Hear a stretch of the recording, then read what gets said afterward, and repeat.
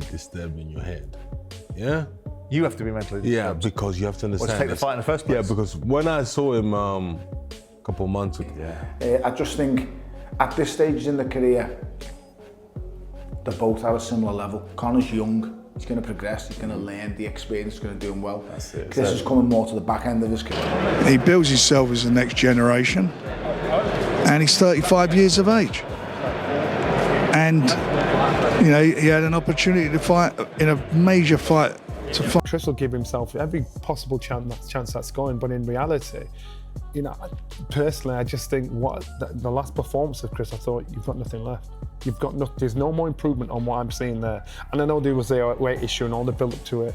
I thought there's no more improvement there. Does that mean you think do you think Conor Benn will be better in the second fight? Yes. Does that mean that you think that by him being better and there's no more left from Chris Eubank, that Conor Benn's able to bridge the gap and get an outcome in his second fight? Without a doubt. You do.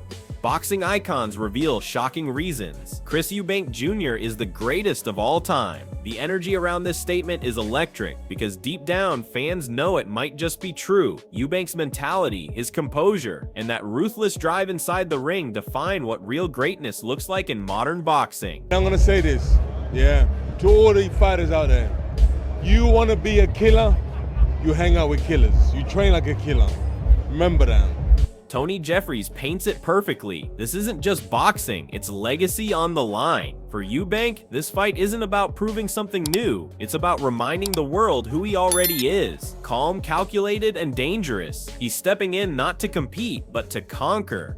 Would sell out any stadium in the UK. I was going to say in the world there, but probably not in America because that many people wouldn't fly over, would sell out a lot. But the fight location still hasn't been announced yet, but I do know that it's going to be on September 20th. Now, And just wait till you hear what Duke McKenzie had to say about that unforgettable first fight. McKenzie's right, that night wasn't just boxing, it was pure theater. The lights, the energy, and the way Eubank commanded the moment made it unforgettable. It's rare when a fighter becomes the heartbeat of an event, but that's exactly what Eubank Jr. did. He owns the spotlight.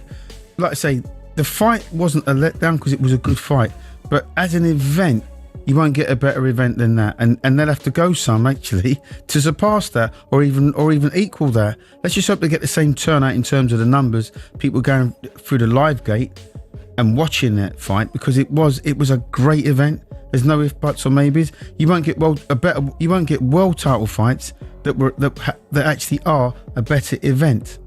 That's brutal honesty, and McKenzie isn't wrong. Ben's overconfidence might just be his downfall. You can't underestimate a fighter like Eubank Jr. He's too smart, too seasoned. While Ben's swinging wild, Eubank's reading every move, calculating, patient, and ready to punish mistakes. Conor Benn's not a massive puncher, not even at welterweight, so really, he's kind of mugged himself off a little bit by saying, I'm going to knock this guy out. He didn't give Eubank enough respect.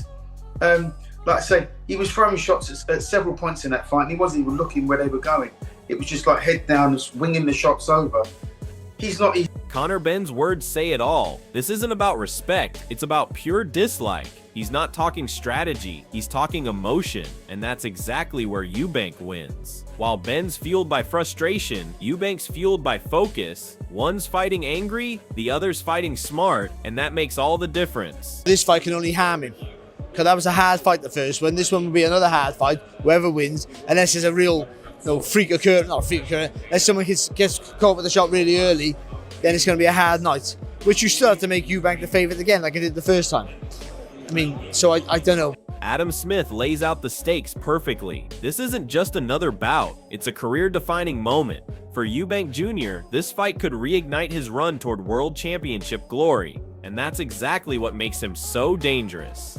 When a fighter with his skill, his pride, and his composure has purpose again, you get something special. Smith also touches on Ben's belief, but belief without control means nothing. Eubank's been here before, under lights, under scrutiny, under fire, and every time, he delivers. His timing, his chin, his discipline, they're not hype, they're built on years of staying the course when others crumbled. If he wins this, he's not just back, he's reborn, and that's a terrifying thought for anyone standing across the ring. I think Eubank Jr., if he gets this win, and there's a new lease of life maybe under Bomat, 2026, maybe finally he could become a world champion. But he's got to get past Conor Benn first. And Conor Benn, not just hungry for revenge, he believes he can win this because of what happened first time round, because he went 12 rounds at middleweight, up in class, after a long layoff.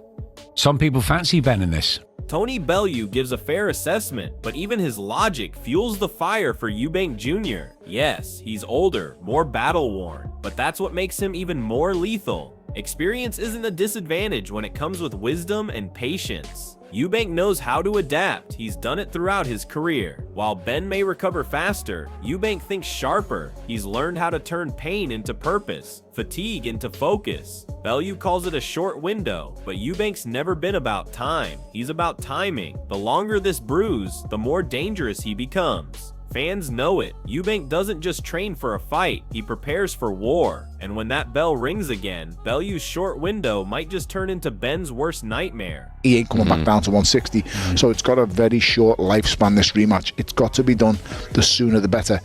If I'm being brutally honest, the sooner the rematch happens, in my opinion, it favours Conor Benn, because he's the younger fighter who's took less damage and has had a much lesser career with much less experience. For someone like Chris Eubank Jr., it's going to take a while to turn around, and it's going to take a while to recover, because that was a hard fight for him. He was shook a number of times, he felt the shots. He'd also done the same to Conor. Eddie Hearn's words hit heavy, because beneath the cool exterior, there's a man burning with frustration. Eubank Jr. has always been about control, about standing tall no matter the noise. For him to be sidelined, silenced even for a moment, cuts deeper than any punch. But that's what fuels fighters like him. Hearn might see a man sick as a parrot, but fans see a lion pacing in the cage, waiting for the moment the doors open. Eubank doesn't wallow, he plots. He's too proud, too disciplined to let circumstances dictate his story. That silence? It's not weakness, it's pressure building, and when it's released inside the ring, Benn's the one who'll feel the full impact. Eddie's insight reminds everyone, Eubank's not done, he's just waiting to make the noise impossible to ignore. The guy, firstly, the guy is not well. Secondly, the guy really should be here. But the fact that he's not involved, the fact that he couldn't take any money, the fact that he couldn't be involved in any decisions, stand in front of the cameras, is making him sick as a parrot.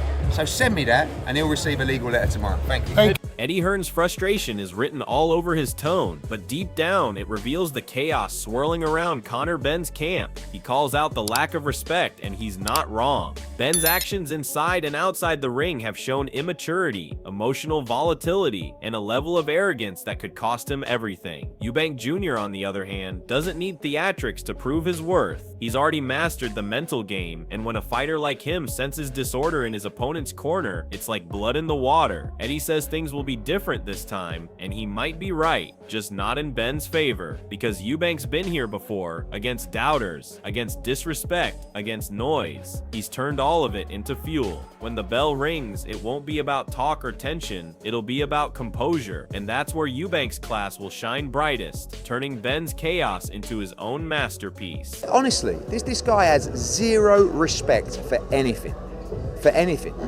And I hope people can see through it. Some will, some won't. But if you can't see them, that's a lot of what happened up there was just wrong. So listen, we go to work and we're in to win the fight. It's going to be different this time. Last one. Johnny Nelson gives his take with confidence, but let's be honest, his analysis doesn't tell the full story. Yes, Eubank looked stiff at times, but that's the thing about seasoned fighters, they adapt. Eubank's performance wasn't about flash or footwork. It was about control, composure, and dismantling a younger man's overconfidence. Every jab, every pause, every measured exchange was calculated, a test of patience, not weakness. Nelson believes Benn will improve, but improvement doesn't erase instinct. Benn might sharpen his tools, but Eubank's entire arsenal is built on experience. He's been through wars, survived setbacks, and learned how to evolve mid-fight. While others see stiffness, real boxing minds see strategy, a man conserving energy, waiting for the perfect counter, and when that counter lands, all the improvements in the world won't save Benn from reality. Nelson predicts it'll go the distance, maybe, but distance doesn't matter when one man owns every round mentally. I do see improvement there for Conor,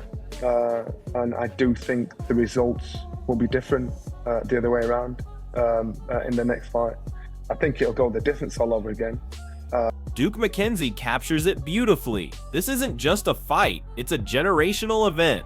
3 generations, all locked in, all ready to witness something that transcends boxing. It's legacy versus legacy, pride versus bloodline. And right at the heart of it all stands Chris Eubank Jr., the man carrying not just his father's name, but his own identity carved through years of battle. McKenzie's point about the intrigue hits home because this rivalry connects eras. The older fans remember their fathers watching Eubank Sr., the younger ones see the evolution in Jr., and now the torch of rivalry burns brighter than ever. What's powerful is how Eubank's story bridges that gap. The poise of old school boxing mixed with the intensity of modern warfare. This is what keeps the sport alive. Emotion, rivalry, and legacy colliding. When that bell rings, 3 generations will be watching, and only one man will make history echo again. Get that right. However, the intrigue that surrounds this fight, I've got young kids in my gym that are going to be tuning into this 3 fight. generations are going to watch it, aren't they? That's what's great. To me, they're so excited about it. Everything comes down to this. 2 names, 2 legacies, one night that could rewrite British boxing history. For Chris Eubank Jr., this fight is about more than belts or bragging rights. It's about redemption, proving that the calm, disciplined craftsman still conquers the reckless storm. A win would remind the world that focus, patience, and ring IQ still rule the sport. This is his moment to silence every critic who ever doubted his heart. But on the other side stands Conor Benn, young, fiery, desperate to carve his own identity. For him, victory isn't just about pride, it's about breaking free from his father's shadow and forcing the world to say his name with respect. 2 bloodlines, 2 destinies, 1 explosion waiting to happen. The tension's boiling, the stakes are generational, and someone's legacy will rise while the other's fades under the lights. Who's your pick? The ice-cold technician Eubank Jr. or the wild spark Conor Benn? Drop your prediction below and join the debate, because history is about to be written in sweat and steel.